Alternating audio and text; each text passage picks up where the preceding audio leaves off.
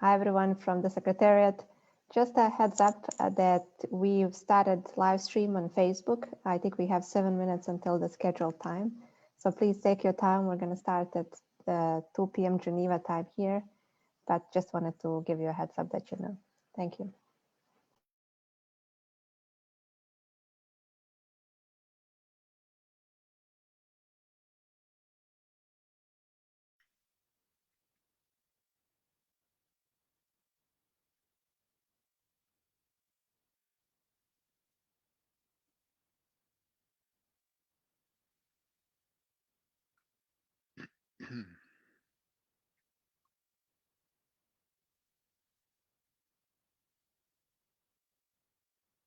Hello, Anna, Christina, can you hear me?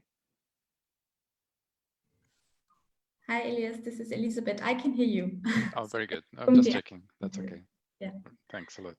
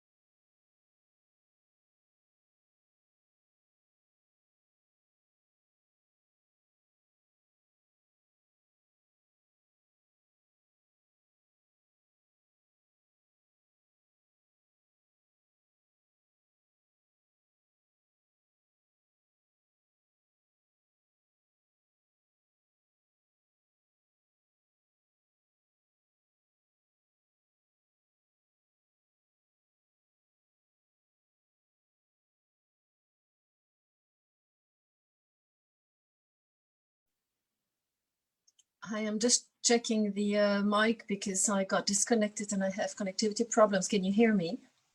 Hi, Christina, yes. Oh, good. Thanks. Thanks. Excellent. Okay, I'm muting now.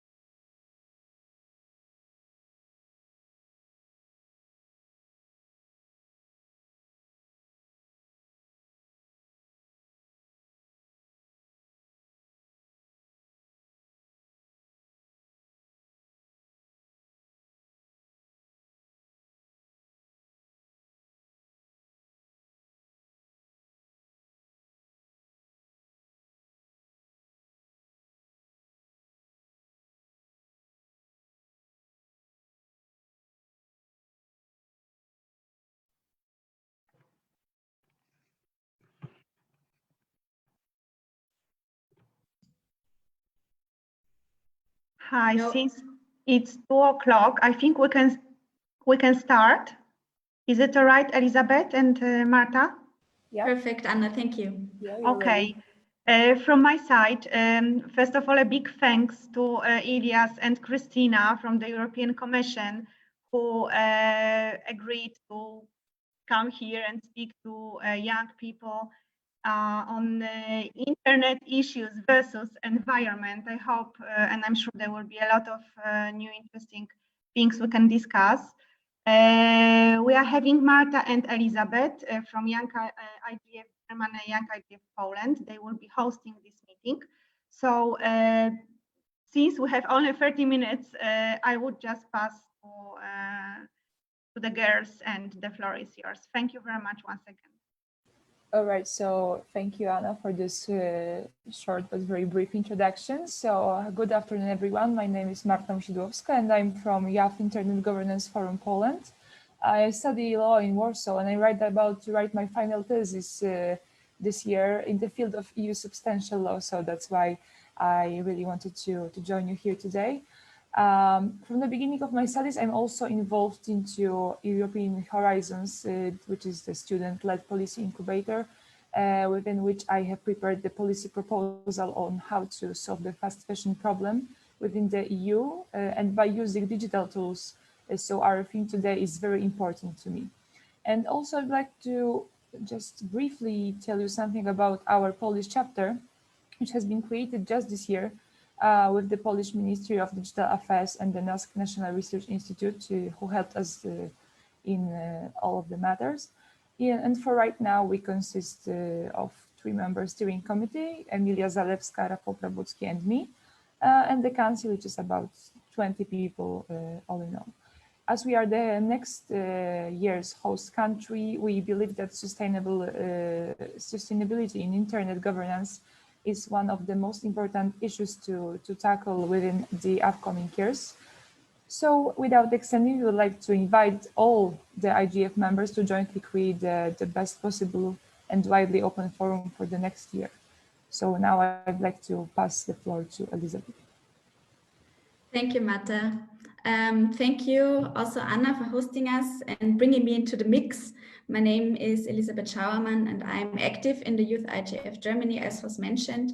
And in my day job, I'm a policy officer at the German Informatics Society. And in this role, I could coordinate, or I have been coordinating a project this year that we titled Youth for Digital Sustainability, in which we networked 50 young experts under 30 years across all world regions, from Europe, but also from Africa, Asia, and North and South America. And they deliberated over several months on policy questions regarding environmental, social, and economic aspects of digital sustainability. And the working groups have developed 12 recommendations and are now advocating all over the Internet Governance Forum and in their communities.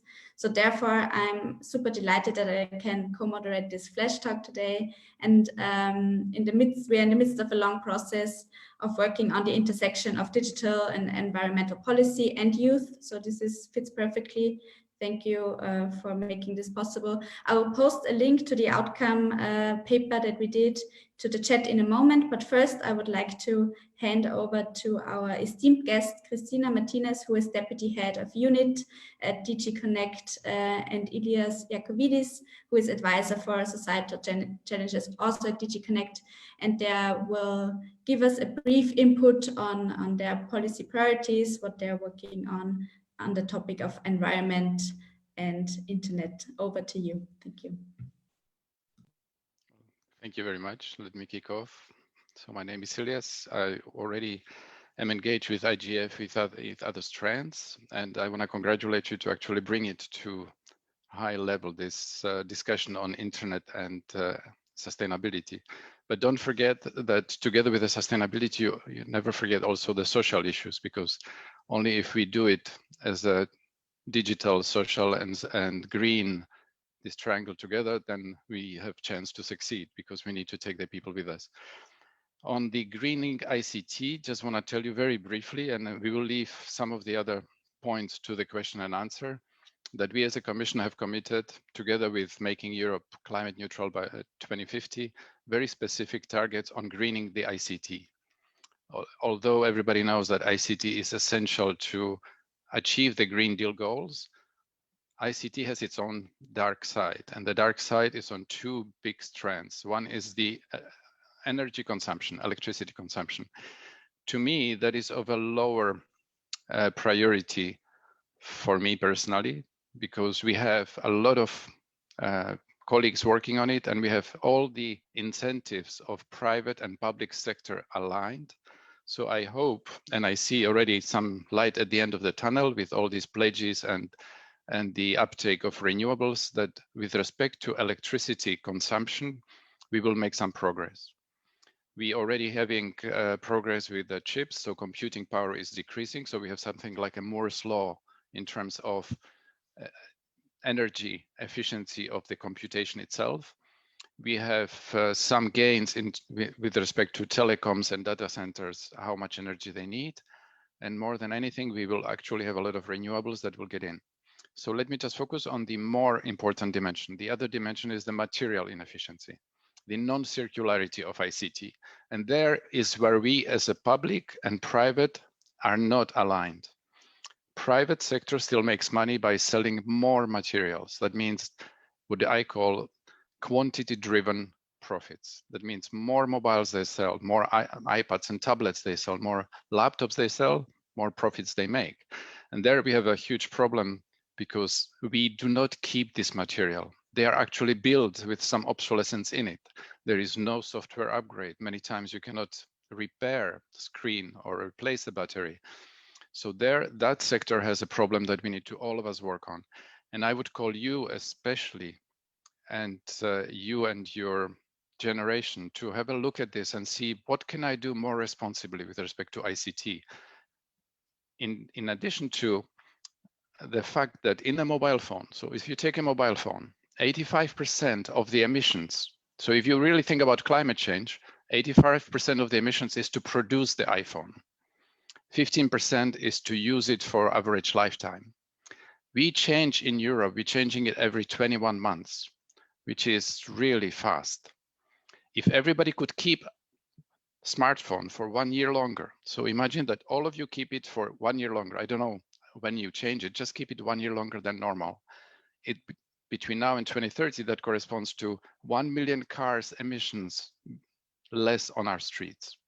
Just a phone, very easy thing to do. And we actually asked, we had a Eurobarometer question where people would be happy to keep it even 5 years if they could keep their applications updated, because if I use app and my phone is not updated, it's not much worth, I have to change it. The other question that is not so obvious is the e-waste.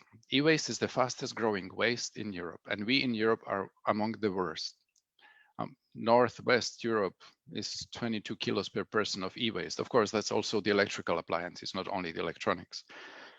But the e-waste management is a big problem, and we may actually get to it through question answer if you have any questions on that. And we need to make sure that we actually don't get to it. If you have to choose, I would call for more durability. Let's keep whatever we have to function longer, because once it hits the recycling plant, it's very difficult to extract all the rare materials. It's very difficult to get the secondary material of good quality. Of course, we have to do it. But before actually thinking of recycling, let's think of durability, reparability, refurbishment, and reuse. Because there are many people that would happily have a second-hand refurbished phones or to repair them. Now, I want to leave with you actually the important point, and that is your generation is the one that can stay in the history of mankind as the generation that turned things around. This is really coming to a very acute problem. I mean, if you really read the details of the climate change problems and the natural resource and biodiversity, we're really getting to a really important problem that the next 10 to 20 years max are essential to turn things around.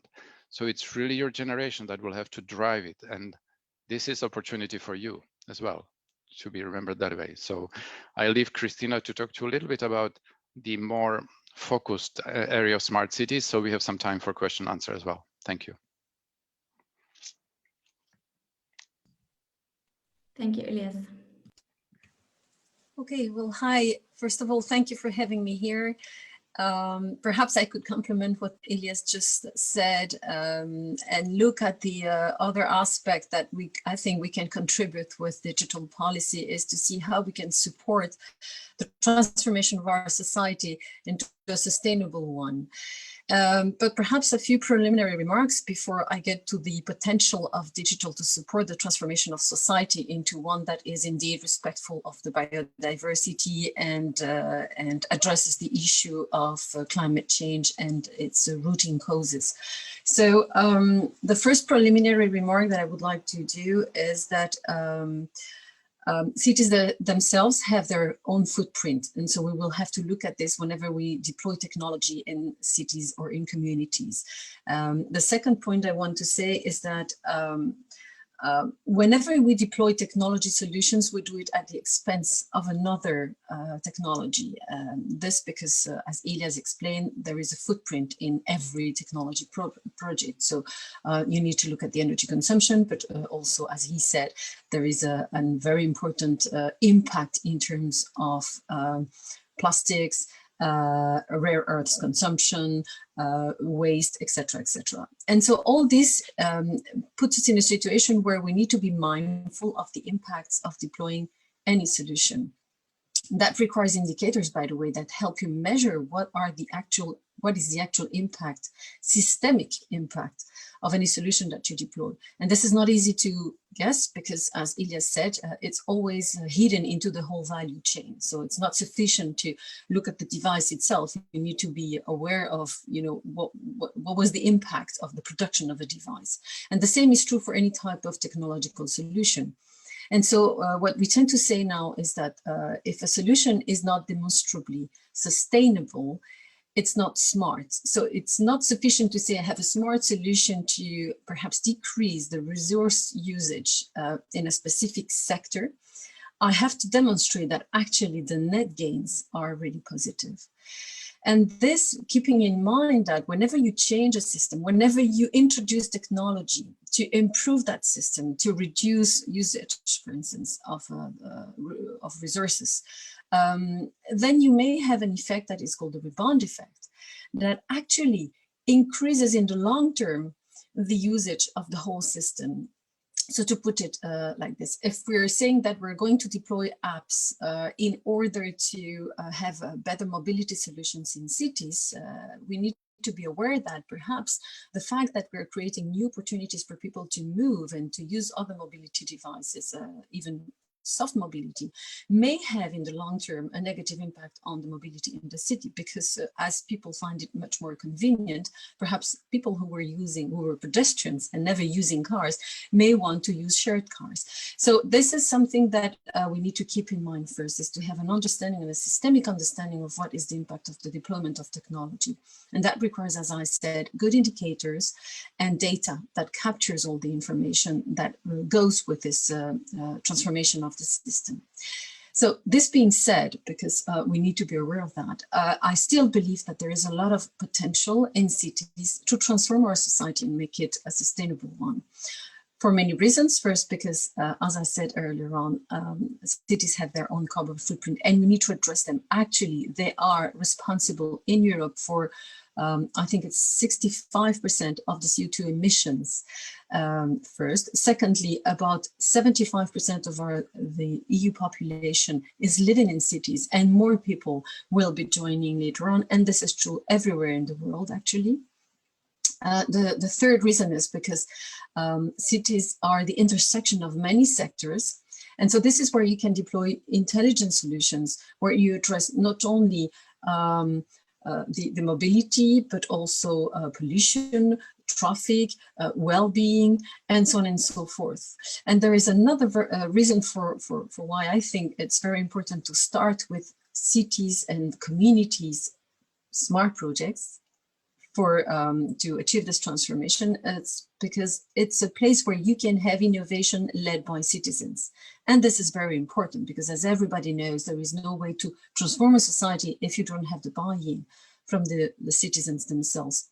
And so what we're trying to do now is to support the deployment of platforms that can also include citizen innovation. Platforms that will provide citizens with data and with easy, user-friendly technology that help them define what their needs are and how technology solutions can support those needs. And perhaps finally, what I could say also is that, as Ilya said, that we have now a window of opportunity that will narrow more and more. And it's not only your generation, it's ours, and those who have caused this situation, who need to take it very seriously. But that requires, I believe, a lot of information, a lot of understanding.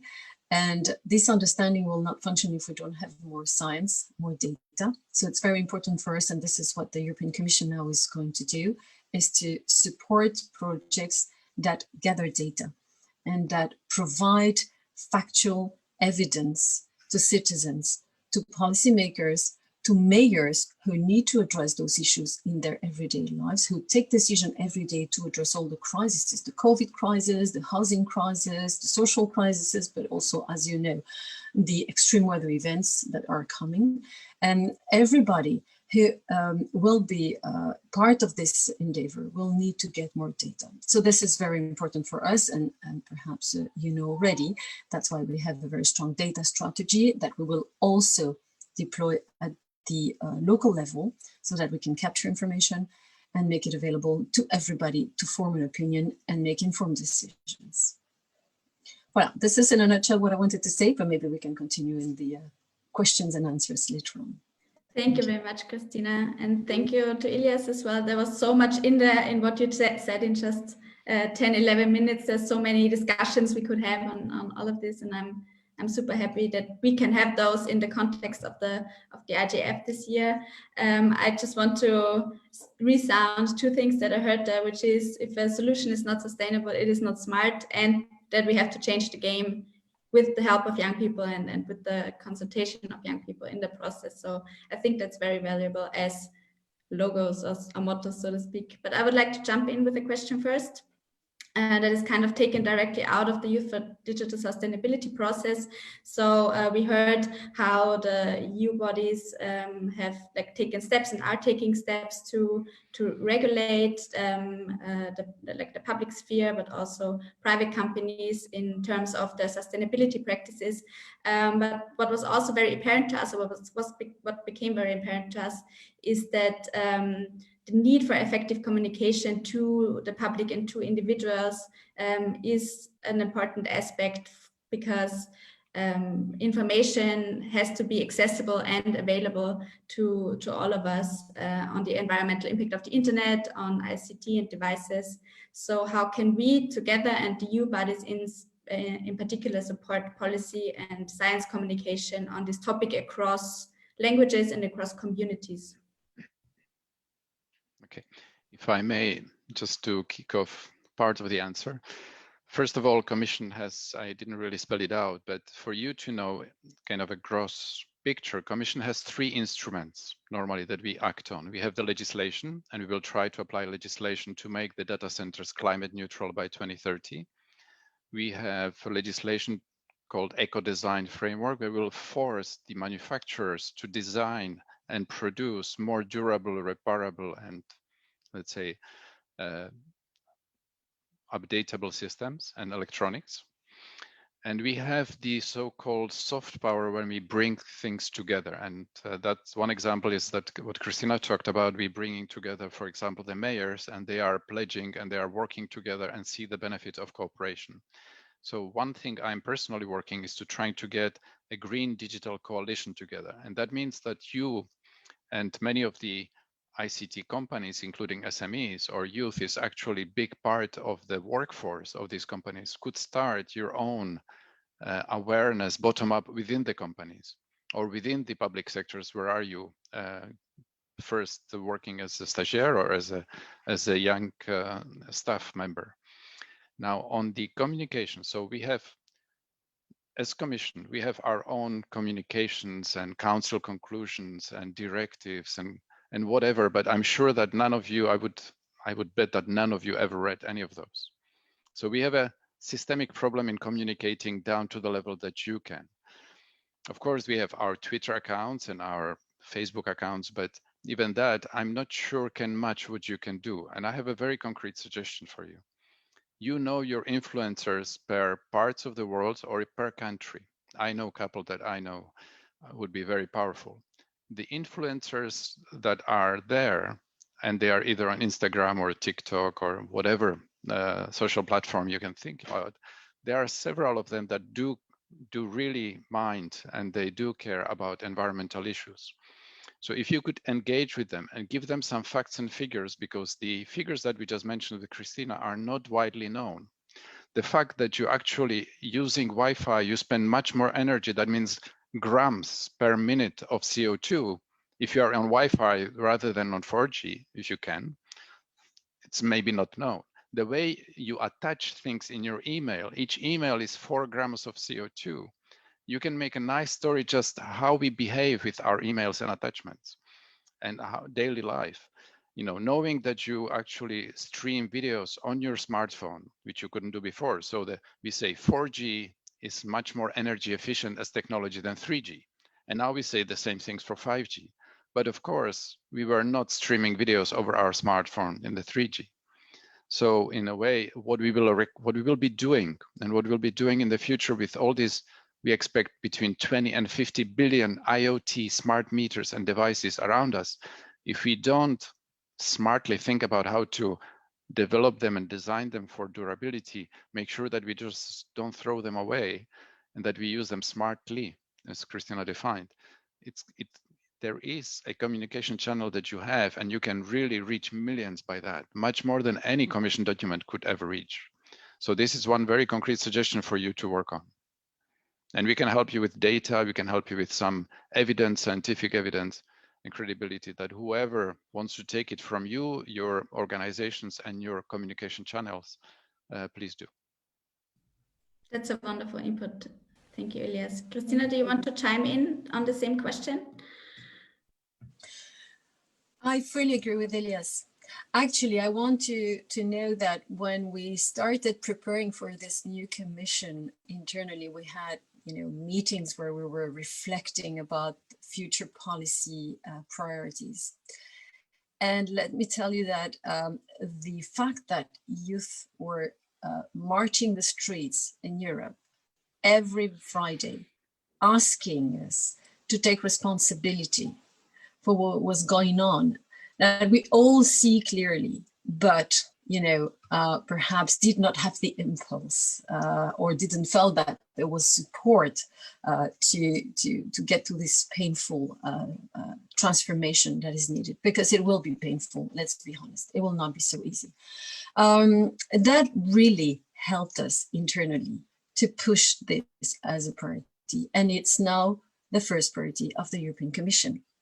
It's led by the president, and it's perhaps acting as an example through the rest of the world.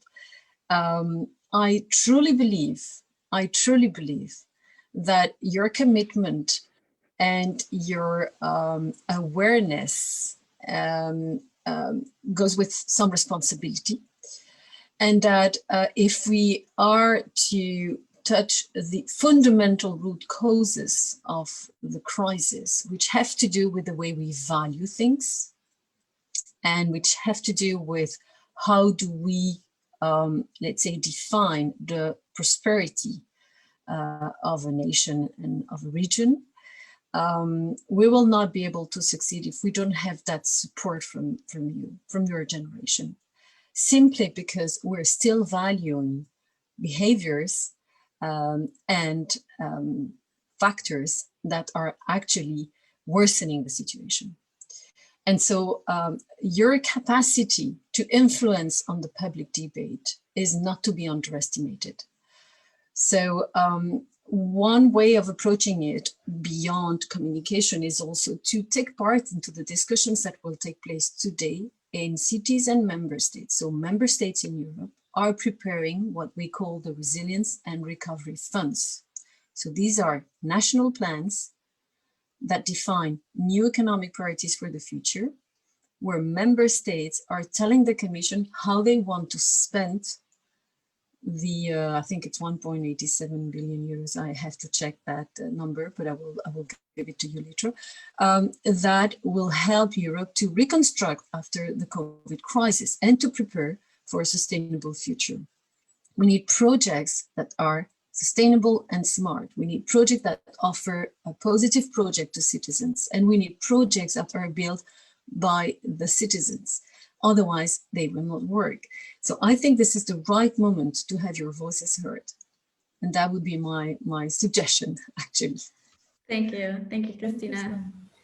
I think we have time left for one question, and with that, I would like to hand it over to my colleague Marta. I think because there was so much already said about this topic, but I would really like to know something more about it. I mean, it's maybe more to you, Ilias, about this waste electrical and electronic equipment directive that the European Union has taken important regular steps to reduce e-waste and further recycling of electronic equipment, as well as ban the export of such waste in order to not contribute to the growing dumping sites in developing countries, where people dismantle broken electronics under really bad conditions. So I'd like to know, what are right now policy priorities in regards to the environment and digitalization in your work? And what are, from your point of view, the most important steps that the EU needs to take in the regard in the next years in order to have a comparable impact to the directive? Because as we already know, we have a Europe of multi-speed developed countries. So that might be a little bit difficult to manage it in the one developed speed. Yes, I mean, the WE directive, it was quite progressive, but we are nowhere near the targets that the WE directive describes. So every member state has a problem. Most of the member states have a problem to actually apply and to reach the percentage of recycling that WE directive prescribes. That's why we have, and I would urge you to Google it, the so-called European Circular Economy Action Plan that has been adopted in March this year. And it goes more on the prevention side. So I'll give you a very simple kind of thing to keep in mind. And the kind of stratospheric North Star for me to keep in mind is that if you don't make sustainability profitable business, we will never reach the European Green Deal goals. So you as youngsters, don't be naive. It's not something that we have to do at expense of something else.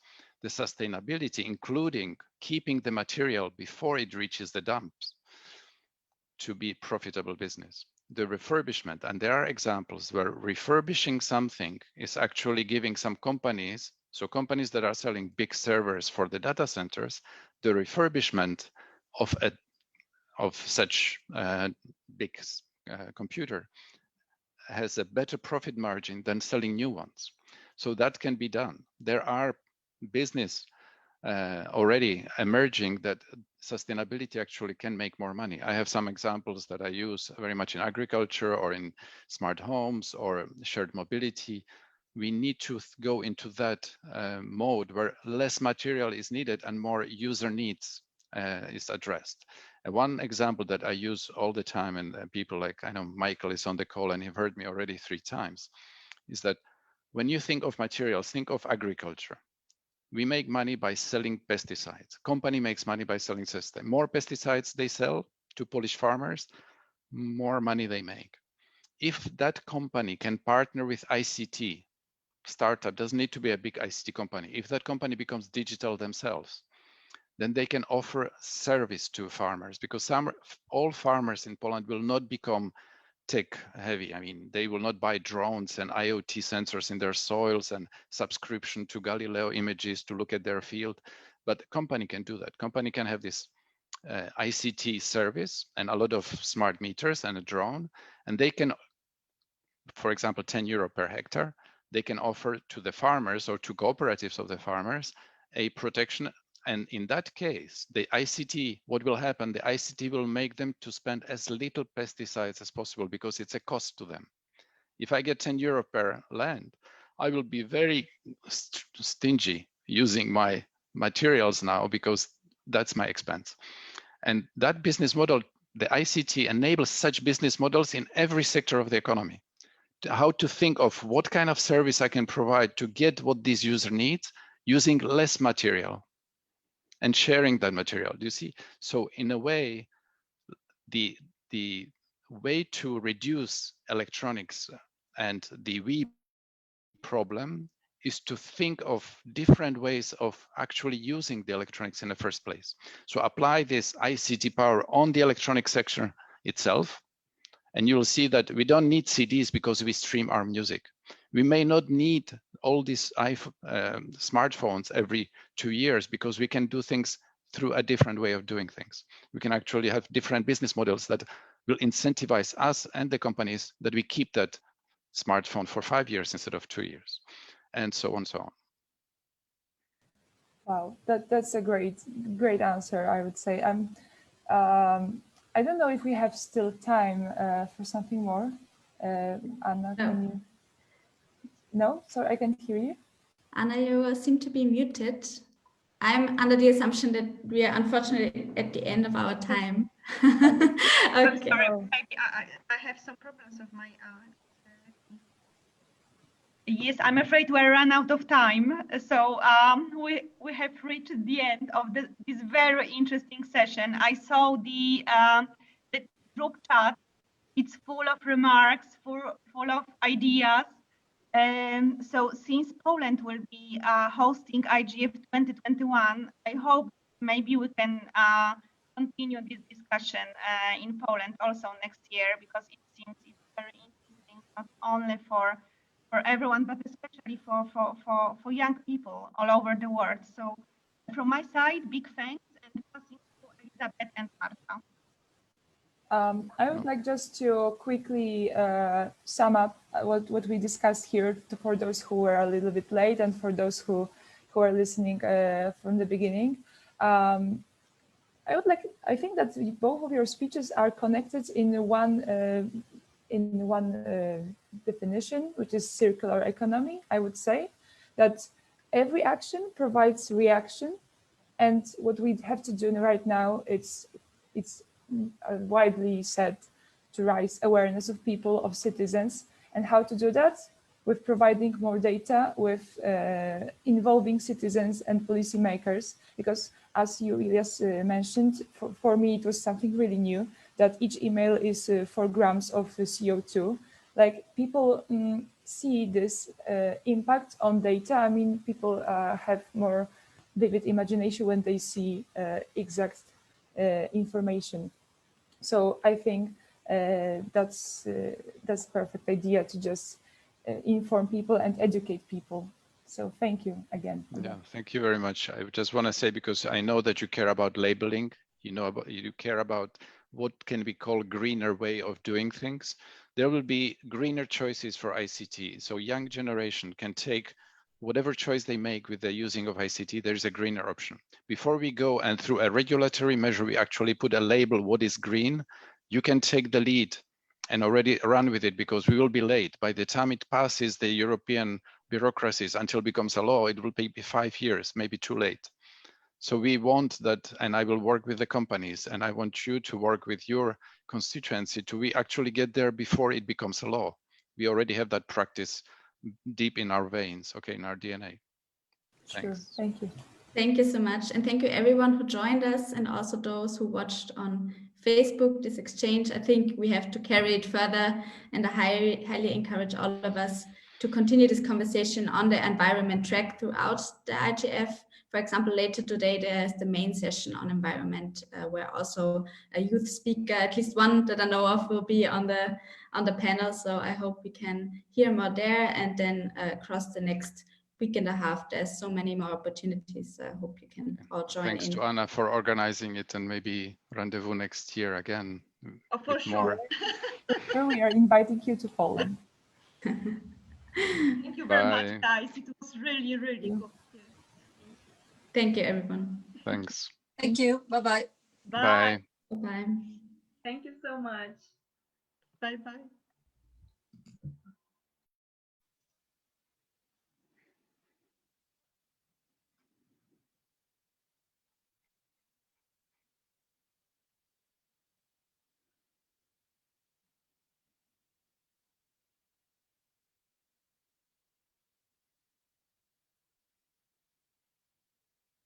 Thank you, girls.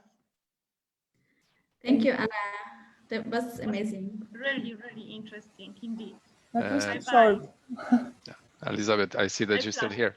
here. Will anybody save the chat to see the points and the questions? Can you actually do that? Yeah, I just them, saved send it. it by email, maybe to participant, because there are some points that I would like to read. Let me just copy this chat also. Yeah, I can send it to all of us, and also CC you. I have just saved it. Right. And I see Noah is on the call. We have discussed last week that she also can